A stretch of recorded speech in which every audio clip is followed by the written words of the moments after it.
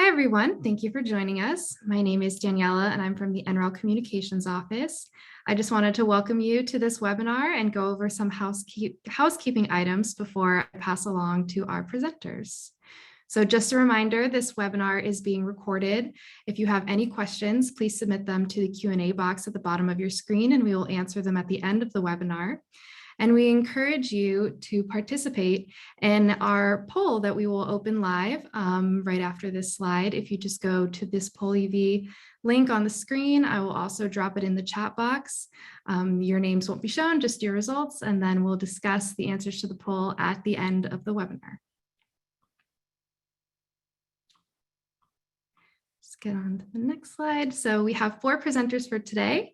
Jill Engel-Cox is a senior research advisor at the National Renewable Energy Laboratory. And we have 3 speakers from the Office of Energy Efficiency and Renewable Energy: Marie Mapes, Wyatt Merrill, and Brian Walker. Each of them will announce their offices when it gets to their turn, but we will kick it off with Brian Walker, who will talk a little bit about the additional authors and take you into the first section of the webinar. Thanks again. Thank you so much, Daniela, and thank you everybody for joining today's webinar. This has been a real labor of love on the part of all of our authors and the team, and we're so glad we get a chance to share it with you today. And so in addition to the 4 authors that Daniela just introduced, I want to make sure to highlight the contributions as well as the additional co-authors listed here at the bottom of the slide. And so in addition to the 4 of us who represent not only the National Renewable Energy Laboratory, the Joint Institute for Strategic Energy Analysis, and the Solar Energy Technology Office, the Building Technology Office, we're also very grateful for the contributions of our colleagues from the Wind Energy Technology Office and from elsewhere in buildings. And so Ben McKinney, who at the time was an intern, joining us and has now moved on to bigger and better things. Tony Buza, from Building Technologies at DeMayo, from Wind. Barry Hubbard, formerly of the Building Technologies Office, now working on technology commercialization in a much more focused sense in the Office of Technology Transitions. Eric Miller from EERE's Hydrogen and Fuel Cell Technology Office, and Rich Tusing from the Wind Energy Technology Office as well. So on the next slide, I'll talk a little bit about this outline of what you're going to hear about today from us. So you'll hear about the purpose and the methodology, what were the motivations behind this work, and how do we go about it. We'll talk through then 4 of our case studies, and both Marie and Wyatt will step through the 4 of those. We'll talk about a summary of findings, and those will be presented by our co-author, our lead author, Jill Engel-Cox, who is also going to help facilitate our questions and discussion. So on the next slide, I'll talk about the motivation for this work. So what was the reason for doing this? There's a fair number of folks who are interested in clean energy technologies. There's a fair number of folks who are interested in how technologies can be commercialized. What was there to do in this space? Why are we studying this at all? What was the problem we sought to answer? And initially, I want to take a step back and talk about which technologies we're talking about here. There's really a broad space of measures that are needed: products, technologies, sectors of the economy that are needed to work to a degree in concert in order for us to avert the worst consequences of climate change, in order to manage the transition to a clean energy economy that has been articulated by this administration, by the folks currently in charge of policy in the U.S. federal government, but also worldwide, also articulated in a number of private sector organizations as well that have, for example, net zero goals and climate goals. So which technologies are we talking about? We're really talking about, yes, renewable energy technologies, absolutely, ones that can provide bulk power or distributed power without carbon emissions. But we're also talking about efficiency technologies. So how can we reduce distributed emissions? How can we move toward more advanced energy savings, for example, in some home appliances? And we're also talking about transportation technologies. And so the 4 different technologies here were selected in part because they span that space. But we're also interested in understanding how those innovations, where they're relevant in this space, how they can happen. Because of course, as many of our predecessors, many other people working in this field understand innovation never happens in a vacuum. It's always in the context of some kind of incumbent. And in this situation, of course, there's a legacy energy system. And we wanted to understand how technologies were going to interact, researchers were going to interact with partners, with institutions, markets, with timing, sometimes over relatively short timeframes, but more often than not, over the long haul, to make these innovations matter in ways that people can recognize. And so that brings to the next question: how does market entry happen?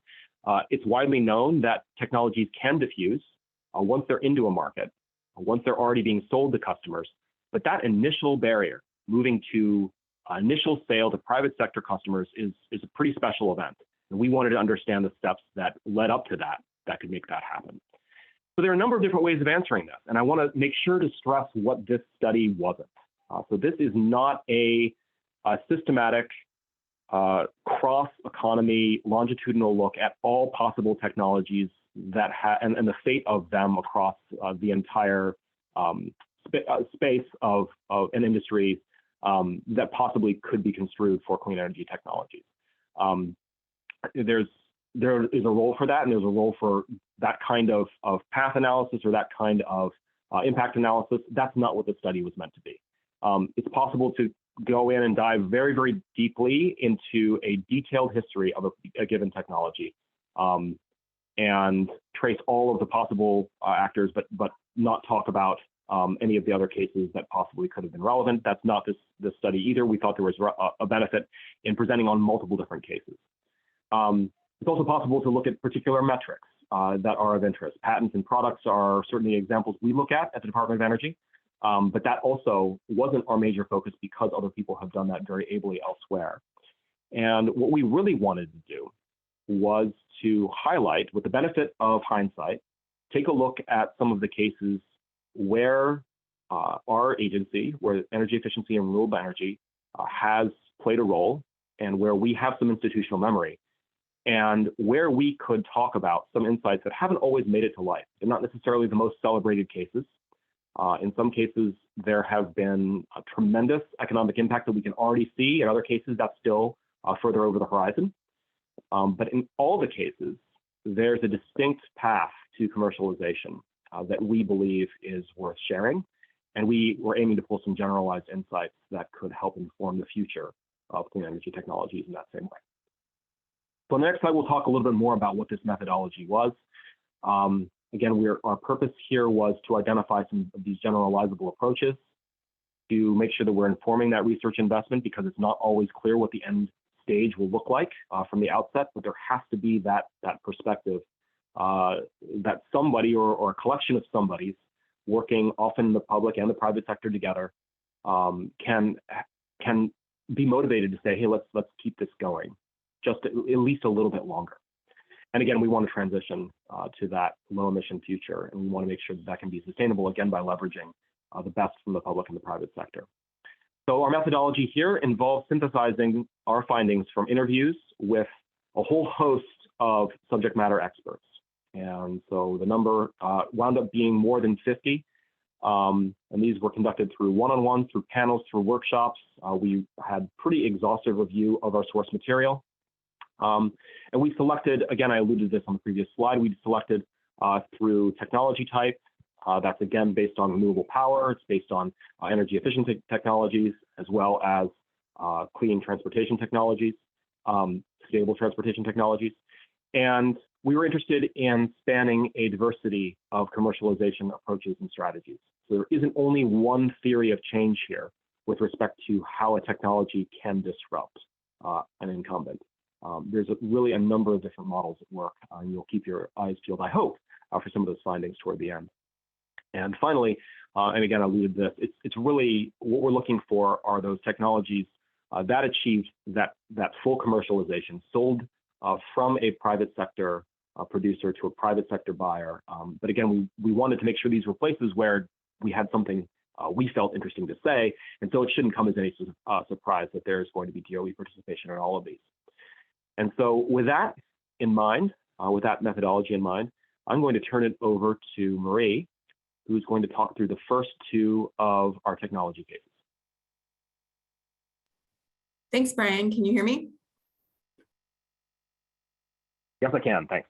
Cool. Yeah, I'm Marie Mapes, and I'm on the photovoltaics team in the Solar Energy Technologies office in EERE. So this first case study that I'm going to go through is about thin film cadmium telluride solar photovoltaics. And this is a story that we are going to tell you about a type of solar panel that's made from this material, cadmium telluride. And you can see a picture of the product itself in this picture with the blue sky on the left, and also a little cartoon below of what is inside of that, particular cadmium telluride solar photovoltaic. So it's made of layers of materials that can generate electricity from sunlight. And this is a, quote, thin film type of solar panel, which is a different type than the conventional silicon wafer containing solar module. So to be able to commercialize this technology, the situation is kind of like scientists had to figure out how to make like an Oreo cookie, like this little like layered cookie down here from scratch. And then companies had to then make that recipe into a recipe that could be reproduced to give you the same taste every time they made it over and over and over millions of times. So that's kind of like the situation in front of us when we're doing the commercialization of a new technology. So the development of that technology is basically built in like from decades of R&D partnerships among companies like First Solar, who did end up commercializing this technology, DOE National Labs, funded universities through to the Department of Energy. And they were working on that first, those scientists were first working on that first initial recipe where they needed to make those solar cells like efficient enough. And then they had to figure out how to, in the companies, make that be an efficient way to manufacture it that would then have that same performance.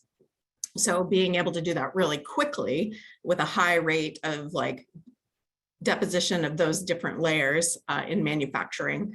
And then they had to take that product and they had to get that product to perform to standard testing so that it was reliable out in the field and could produce electricity for 20 years.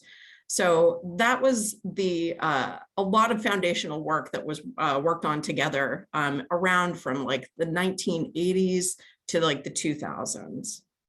So also in there, like there was funding on the research around like the life cycle of the product and the materials within it, and whether it was a recyclable product and whether those materials had environmental concerns or not. So there was research that was also embedded in this as well. So around and about 2003, the product itself was tested in the field and it was reliable enough to be able to actually be sold by this company, First Solar. And then was a very fortuitous timing because in 2004, Germany began a feed-in tariff policy to buy solar electricity. And this really juiced the market in a big way for the first time for solar energy. So this was the first major market for solar in general. And it wasn't just for this particular new technology, but also just for conventional silicon technology in solar as well. But for this newbie, figuring out how to get into that market was a really important thing. And because it was made of cadmium telluride, it had an extra barrier that it had to overcome. And that's why it was really helpful around having this research on the emissions risk around cadmium telluride and recyclability risk. It was really something that needed to be dealt with to be able to respond to German regulations at the time. So having all of that body of research done really helped position the product for being able to take advantage of this new market. And I would like to go to the next slide now so that we can talk a little bit about that. So you can see on this chart on the left that in 2004, when this new market was opening up, The government funding had helped in a number of key areas to be able to prepare the product, the cadmium telluride solar product, through the completing this foundational materials research, advancing manufacturing methods, making sure that the product would meet the testing standards, and proactively using research to address the fear of cadmium telluride environmental concerns. So we were at a good, this was at a good point right there with all of this, this initial work. And the manufacturer for solar, you can see in this chart, was able to then scale their manufacturing of this proven product during this like couple first years from like 2004 to 2010. This was like during that first major market being so exciting and like uptaking so much solar product at the time. So they were able to increase their production and capacity for with their manufacturing innovations. And in that way, they were helping like decrease their product price per watt. You can see that in the blue line in the graph. And then also there was another competing technology of the silicon solar that was experiencing a temporary scarcity and price spike around the feedstock that was used to make the product, the polysilicon. So you can see that black line is increasing here in this like the middle part of that graph.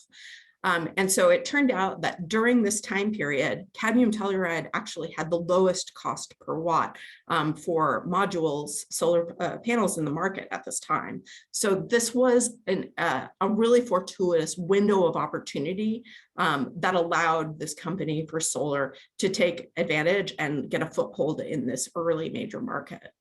And so what we learned in this case study, sort of wrapping that up, is that the government collaborations around foundational research, testing standards, manufacturing methods, and environmental research set up the technology to be taken up by industry. And then they were able to have a product that was ready for this open market opportunity. And this is a particularly important point because it can be a really huge challenge.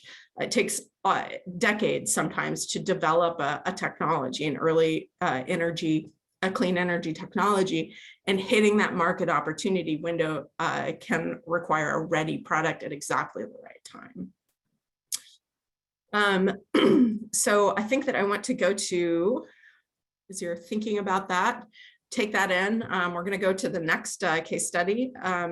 This one, in this second case study, we're looking at a clean energy for a transportation application in this case. And so the clean energy source that we're discussing in this one is about fuel cells, which provide clean electricity through redox chemistry. And so DOE has been investing in research in fuel cells since the 1990s. And so in the 2000s, there was an interesting first market for transportation applications of fuel cell power.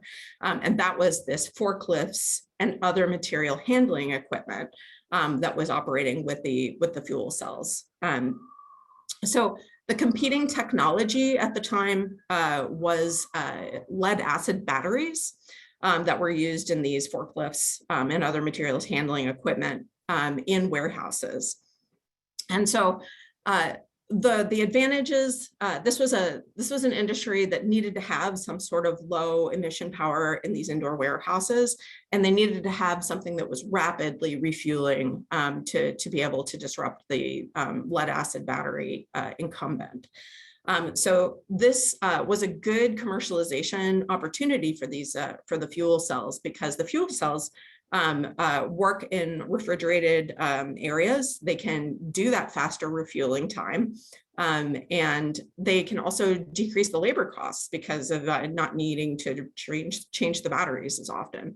And then they also have other attributes like decreasing the storage footprint in a warehouse for being able to like put the batteries. You don't have to have as much space in the warehouse for being able to store them. And at the time, it's relevant to talk about non-lead acid batteries, the lithium ion batteries, in this like early 2000s range, were still like needing 3 to 5 times cost reduction to be able to be economical in these applications. So it was a good time for fuel cells to be proven out. So what happened then in 2009 was that the American Recovery and Reinvestment Act, ARRA, came on the scene and provided a new funding opportunity for doing demonstrations of these fuel cells in the material handling equipment. So there was a big program around that where there were hundreds of these fuel cell powered materials handling equipment that were deployed at different industrial and defense department sites. And they didn't just put them out there without any sort of support. There was also a supportive infrastructure around the fueling. They were collecting the data, so they were censored and were able to collect data around this. And there was training for the personnel so that they would get to know how to use this new type of technology. So it was a really good supportive environment for showcasing how this demo would actually work. How does this new technology work in actual operation? So you can go to the next slide. So you can see in this this chart on the left, this was those around 500 of these types of different materials handling equipment of like these 3 different types. That's what the different colors are there. Different classes of types of materials handling equipment were deployed in this demonstration. And they were and it was demonstrated over this kind of 2-year period in this program. So what they were able to show is that this was a useful technology. They were able to see like how it worked in operation. And because of this particular demonstration, they were then able to show that like it was worth manufacturing this at a larger scale. And so now we have results of showing that like in like around the 2020 era, we saw that manufacturing of these types of equipment with fuel cells in them, we were able to see like 40,000 of them or more were then integrated into industry. So this is being used as a product that was beyond the first demonstration. And it was an attractive product because it had this energy dense, fast refueling and better attributes for fuel storage capabilities. So I think that overall, what we wanted to show in this case study is that what we learned was that this government funding for this initial development of the technology and then deployment in a demonstration of the technology was that we have this original foundational research in the fuel cell development was done, it was tested, and it was in a collaboration with the off-takers who would then develop it into marketable products that would be scaled. And then there was this program that allowed that direct procurement of the early commercialized technologies for the demonstration. So this produced a useful technology that was proven through a really good private public partnership in the demonstrations. And that made it align with this particular market opportunity for a cleaner technology. I think that that's where I wanted to wrap up that case study. And I think my colleague Wyatt is going to take up the next case studies. That's right, I will. Thank you, Marie. Can you hear me okay? Yep, you sound good. Great. All right, well, thank you everybody who's joined us today. I'll take over for these next couple of case studies. My name is Wyatt Maryland. I'm a technology manager with the Building Technologies Office.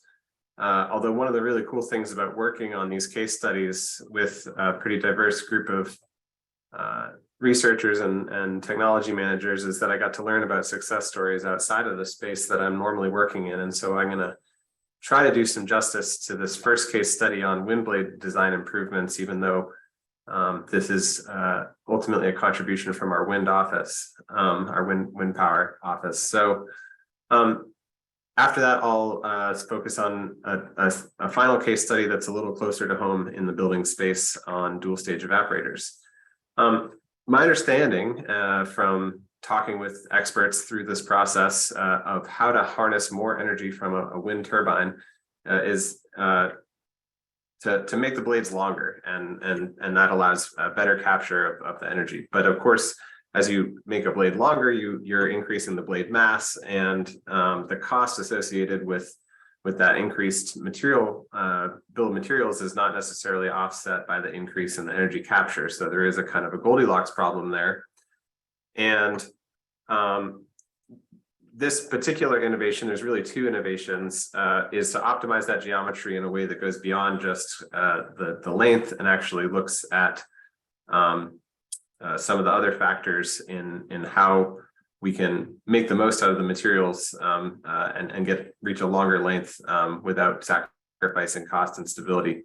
And so that has led to these designs that are now quite widely applied in the wind power space, specifically the flat back design that you can see in the picture there, that provides some improved structural integrity and ease of manufacturability, as well as this bend twist geometry. And the bend twist geometry, what that does is it allows the wind turbine blade to passively reduce its pitch under a wind gust, and without having any special actuators or equipment or sensors. This is something that is now widely used, and the combination of these design parameters overall has led to a substantial decrease in the levelized cost of energy production to the tune of more than 30%, according to the technologists that we talked with. And if you go to the next slide, you can see pretty nicely how those innovations around 2008, where they started to be widely implemented, have shifted that trade-off between the rotor diameter and the rotor mass, and led to a significant reduction in the levelized cost of energy, to the tune of tens of billions of dollars worldwide nowadays, attributed to just these innovations. So this is one of the really major success stories I think that we covered. And to bring it back to the private-public partnerships that enabled some of this to work, we point to specifically initiatives led out of Sandia and NREL to develop a suite of software capabilities that researchers were able to use, and to develop a user facility at NREL that a typical wind startup might not have the resources to do on their own, and so in providing that facilitating role for those user facilities and developing lots of R&D on the design side through these national lab-based initiatives. We saw an incredible impact longer term, and many companies that have spun out since, based on these fundamental design principles, that are now quite successful. Moving on to the final case study, this is a little closer to the stuff I work on a day-to-day basis. This is an efficiency gain that we saw in the refrigerator space, specifically coming out of Whirlpool initially. So for those of you that might not be as familiar with refrigerator design, the kind of classic incumbent technology at the time for design was using a single compressor, evaporator, condenser for both the freezer section of the fridge and the warmer, relatively warmer refrigerator section of the fridge. And so in doing that, of course, you're saving to a certain extent on parts, but you will inherently have some inefficiency in terms of the power that you're using to regulate both temperatures in the freezer section and the fridge section, And you'll also have suboptimal performance in terms of keeping the food as fresh as possible for as long as possible. And so there were these opportunities here to improve efficiency in principle. And again, I want to stress the public-private partnership aspect of how those opportunities, how we made good on those, and ultimately why you can now go and buy these types of dual evaporator models. And so just to be clear, the innovation here is to rather than having a single evaporator for both compartments, you have a dual side-by-side evaporator that separately control refrigerator and freezer temperatures and humidities. And one of the big things that we saw in this case study is that we know that some of the types of innovations that we might see in the absence of some government regulation intervention are not necessarily aligned with this efficiency approach. They might be more focused on compartment space or touchscreens, things like that consumers might look for. But we do have a track record of what I would say is a sort of a virtuous cycle between the R&D on the one hand and the minimum efficiency standards on the other hand, which are, I think, well captured on our next slide. So here we're plotting on the vertical axis the average annual energy use for a refrigerator, going back all the way to the early 80s through to 2015. And you can see these kind of step function increases each time standards are issued. The manufacturers have been able to meet those new standards. And of course, when we issue standards, when our office issues standards, we work closely with that stakeholder community to understand their capabilities and their needs. And this is one of these examples of I think, the standard setting really compelling this additional efficiency gain that we see from the dual evaporator setup. But it was more than just setting standards, right? One thing, another way that the DOE worked with Whirlpool in this case is to actually establish a cooperative research and development agreement, a CRADA, with Oak Ridge National Laboratory. And through this process, they were able to take advantage of resources at the laboratory, including modeling, software and expertise, as well as experimental design and prototyping, to advance the technology in question and ultimately get it to a place where it was ready to meet those new standards. And with that, I think we have concluded our summary of the case studies, but I think the really interesting thing here is to try to look across these different case studies and draw some coherent takeaways. And for that, I would turn this over now to our lead author, Jill. Thanks, Jill. Thanks, Wyatt, and thanks everyone for the excellent presentation of the case studies. I also found this study so fascinating to work on, to be able to look at all these different technologies and to think about what the differences and the similarities are when you're trying to reach that first commercialization of the technologies. And at NREL, we work across multiple technologies, but sometimes they're worked very separately. And to be thinking about what are the commonalities to take those technologies from the research that we're doing into the commercialization stage. So if we look across the different technologies, we had two that were very nascent. They were at the beginning of the industry, both thin film solar photovoltaics and wind blades. Wind turbines were not fully commercialized technologies at the time. And they were needing these types of research improvements to be able to get them to the commercial stage. But slightly different on refrigerators and fuel cells, you had existing technologies, refrigeration and forklifts, and you were making improvements to the way energy was done for those technologies. So you had established industries, or you had an established technology that was going through new application.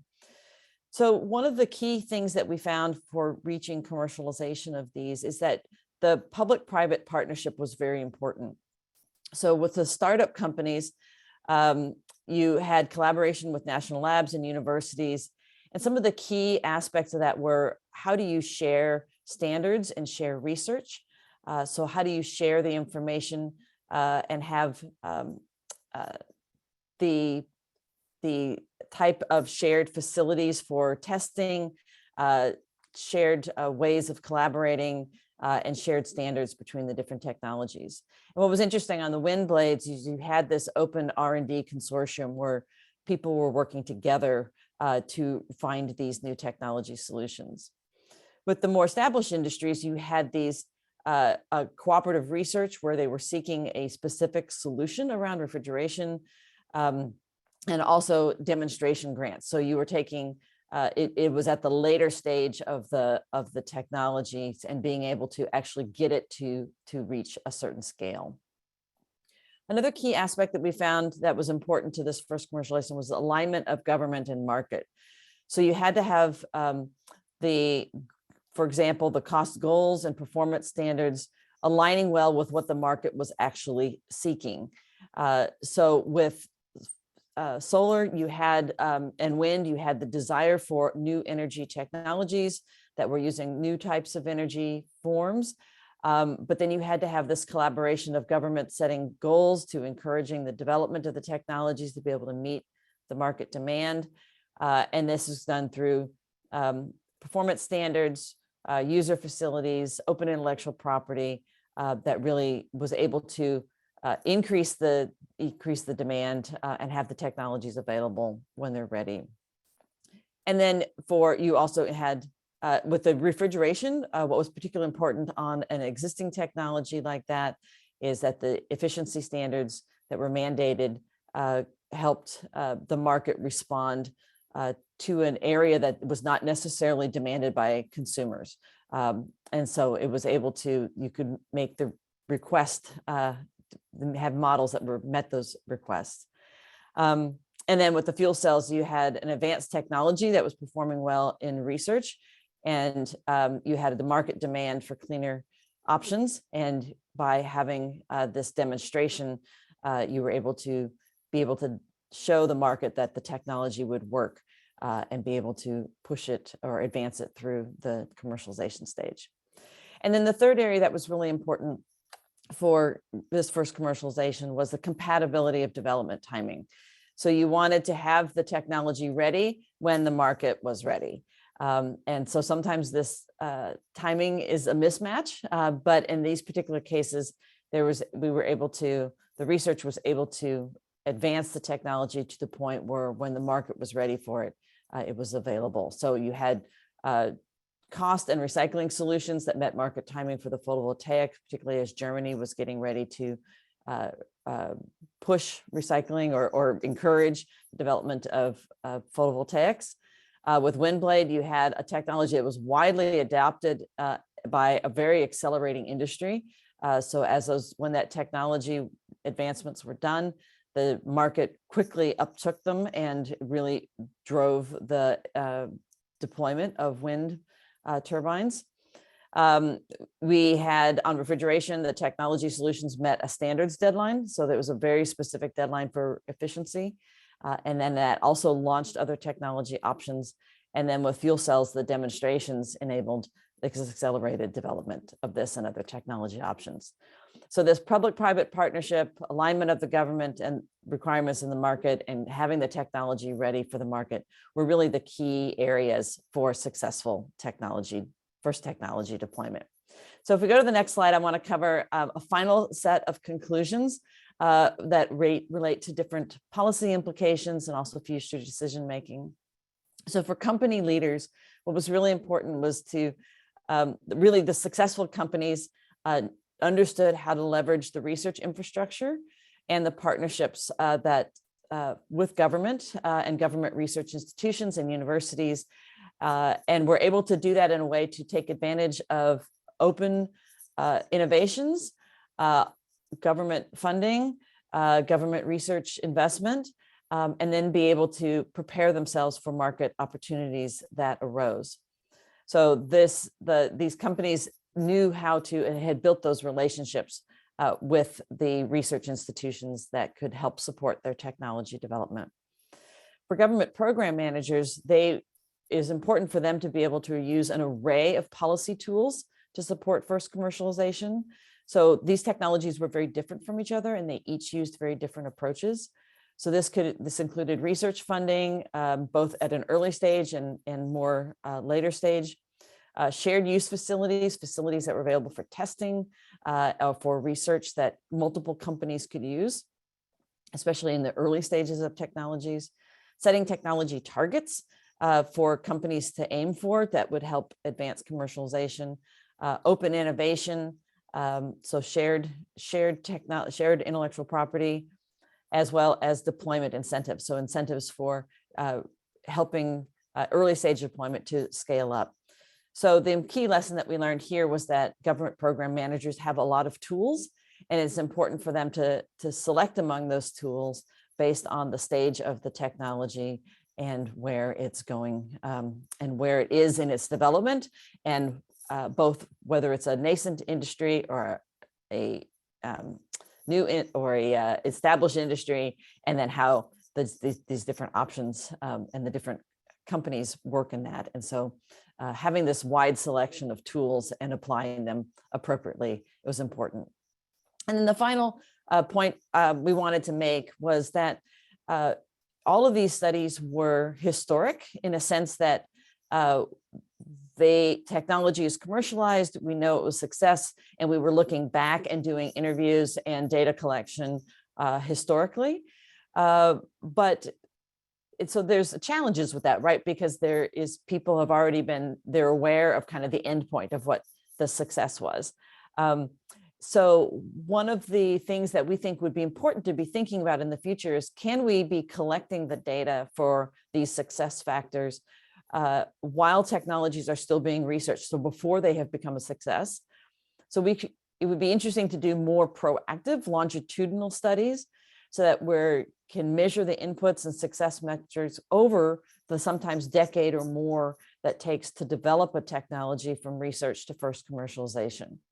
So rather than looking at historical successes, be collecting these data along the way so that you can understand, hey, that really worked well. So, every year do interviews with researchers, every year do interviews with program managers, and collect that data so that at the end of a decade, we can say this technology succeeded because of these factors. And we know that because we learned that along the way. It also would enable study of technologies that did not successfully reach the market, and what were the factors that perhaps hindered their advancement. So one of the conclusions that we really want to emphasize is that we should be considering proactive or longitudinal studies as we go along, rather than, or in addition to the historical studies that we did, for example, in this case study. So if we go to the next slide, I want to thank a whole wide group of people who provided support to the article, but also many of the experts that we interviewed. They're listed here. Also the journal the reviewers that gave us excellent comments. I believe the link to the journal article that this is summarized in has been provided in the chat. So if we go to the next slide, I'm going to now go through some of the questions. We're getting some excellent questions from everyone. And I want to encourage you to put your questions in the chat. But before that, hopefully everyone has filled out the poll.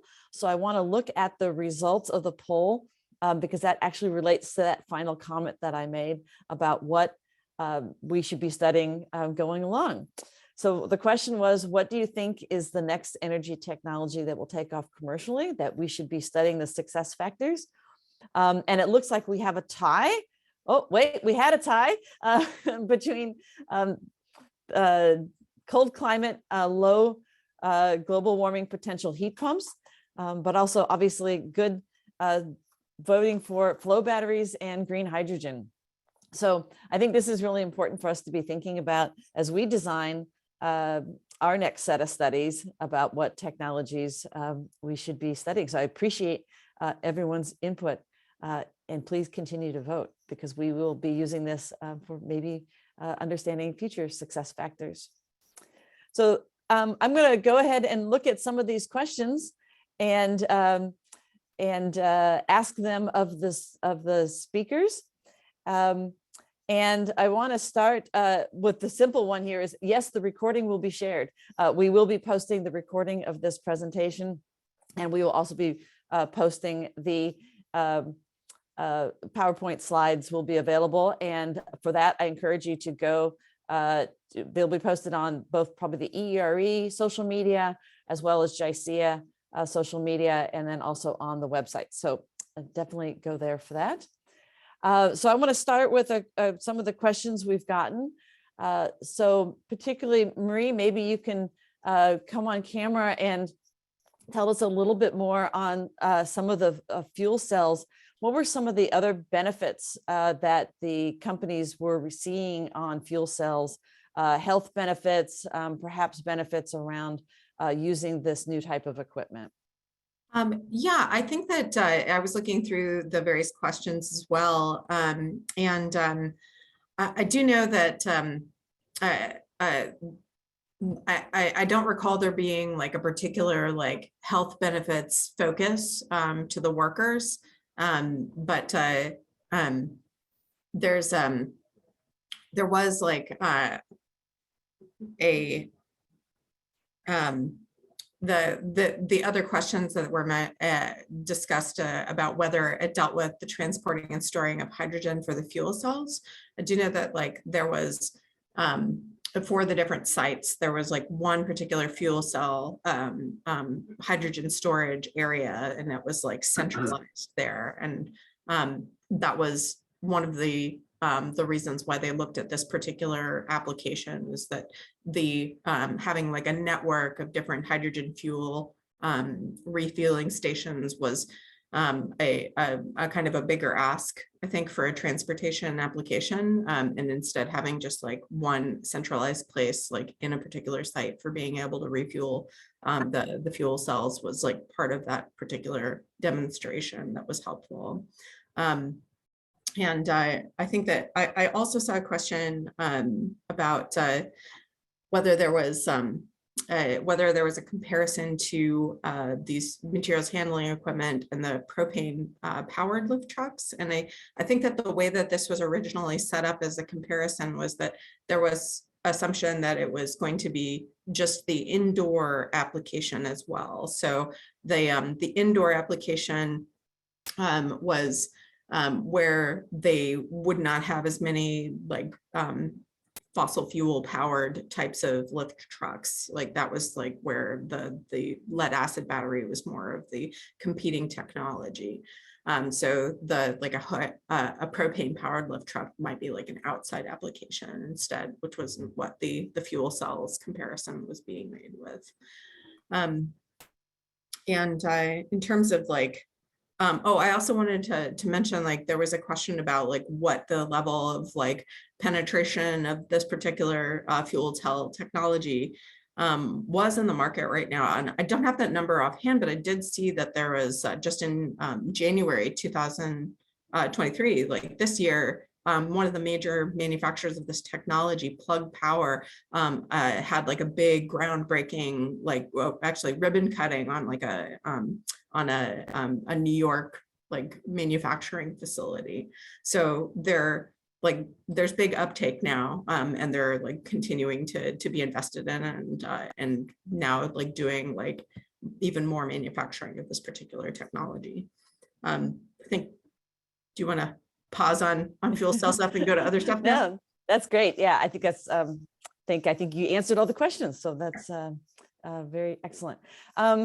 We had a question on capabilities of DOE, ERE, and NREL around equipment. So what are the tools and capabilities that we have around that equipment manufacturers did not have on their own? So that's kind of really a question for all of us. So maybe Wyatt, do you want to touch on some of the capabilities that were provided for the refrigeration and the wind turbines? Or I maybe can touch a little bit on the wind turbines if you want to talk about the refrigeration that the equipment manufacturers utilized for this? Yeah, so I think it's a pretty general question about EERE capabilities. I can speak a little bit to the two examples, but I think there is a broader answer, which is partly to say that we have a lot of different capabilities that are unique to the National Labs ecosystem, whether that's at Oak Ridge or Lawrence Berkeley or NREL, or all these labs have really robust research groups. Of course, that's their whole purpose. And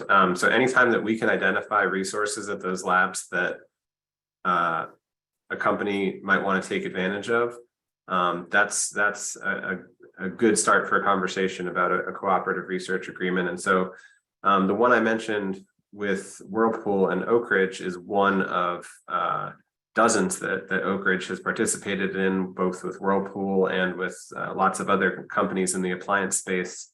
And they can do everything from the really detailed modeling and computational fluid dynamics in the case of things like dryers, to the rapid prototyping and always working kind of with the companies in question, and bringing resources and expertise that might not be in-house for those firms. I think in the case of the wind turbines, having this test facility out at NREL that I mentioned, where a single company might not make that investment, but when you have this shared resource, that's another great example of EERE working with companies. I guess I should be clear. The only official EERE managed lab is NREL, but the DOE more broadly manages. How many is it total? 18 or so different labs, and we work across that full spectrum in EERE. I think that addresses the question, although I'm having trouble seeing the questions. It just says connecting, but I don't get to see them. So if there's anything I'm missing there, let me know. I think you got it. Yeah. And I think I'll just add that the National Lab System supports both fundamental research, a lot of the materials research that actually can be very important for companies to work with in terms of understanding that, all the way to the more large scale testing facilities. The wind blade example is particularly interesting because it was some very large testing facilities that a very nascent industry would not have been able to afford that scale of test facility. And that was enabling multiple companies to bring their technologies to a common place and support that and be able to use those as testing facilities. And then I would add probably, Wyatt mentioned the computing and the modeling, which is very important. And so access to supercomputers in those cases, but also it's just as a convening, bringing together companies and researchers together to seek solutions. And I think that's something that DOE and has been a really plays a role in that convening to bring the people together to come up with new ideas that maybe they wouldn't have come up with just working solo. So that balance between when you share innovation and share research, and then when you do it individually, I think is part of what we really learned in this study. Okay, I'd like to go to another question, and I think, Brian, I'm going to give you this one. So we noted that timing was important. So was there any specific tools to help with that timing? Is there ways to routinely review IP to see if it's ready, or kind of what is your thinking, maybe particularly from the building side or from DOE overall? It's like, how do we think about timing, and why is that important? And how do we bring technologies that are being in the research space to the market based on that? No, it's a great question. And I looked at it, I struggled a bit because I don't think we're going to be able to describe a one-size-fits-all perspective. I can tell you a little bit about how I address this, and then I'd encourage some of my colleagues to talk about this as well, how they think about things from a federal portfolio manager's perspective.